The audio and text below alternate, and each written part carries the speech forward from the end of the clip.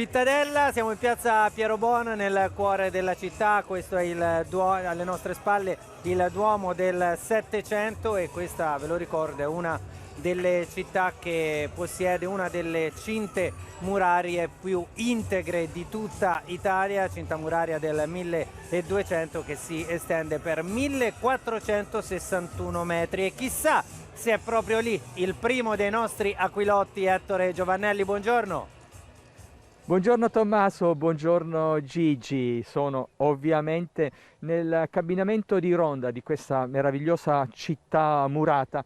Vedete, raccolta qui all'interno di queste mura costruite nel 1220, oltre 800 anni fa, un monumento alla difesa di questa città che l'ha sempre resa caratteristica e significativa. Ci sono tante cose da vedere e fra poco ve le mostrerò.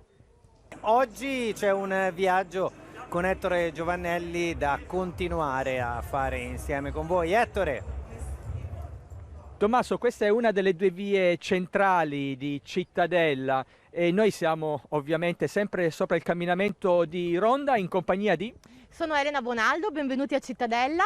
Cittadella è una delle 37 città murate della regione Veneto, ma solo qui, come vedete, si può camminare sopra le mura medievali della città. Siamo a 15 metri d'altezza, il panorama è notevole, camminare nella storia è lo slogan di Cittadella e da qui in alto si può vedere il centro storico con la piazza centrale e i 4 quartieri che caratterizzano la città.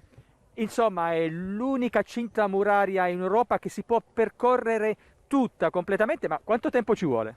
Sono 3100 passi, 1,5 chilometri o poco più, quindi io direi in un'ora e mezza si può fare questa bellissima visita. Beh, noi non abbiamo tutto questo tempo, facciamo un altro pezzettino di mura e poi scendiamo giù da quel torrione e torniamo in piazza da voi. Tommaso, siamo saliti in alto sulla torre del Belvedere, la terrazza panoramica a 30 metri di altezza che permette con un solo colpo d'occhio di abbracciare tutta la coerenza urbanistica medievale di questo gioiello. Cittadella è uno scrigno di arte e di tradizioni e guarda cosa abbiamo trovato qui su.